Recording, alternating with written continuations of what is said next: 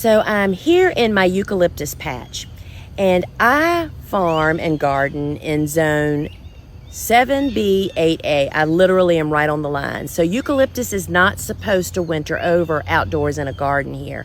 However, with a little bit of TLC, you can do it, as I've done here.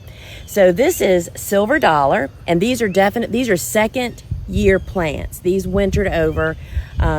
And look at the length and just all of these amazing stems. We typically don't harvest until the fall, so they still have some growing to do. So this is Silver Dollar. And back here behind me is Parvula gum.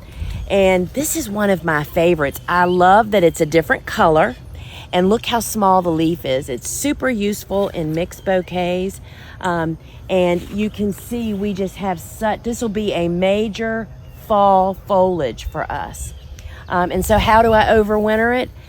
Low hoops, we make a low tunnel, and that's with wire hoops, lightweight row cover, and I do a double cover.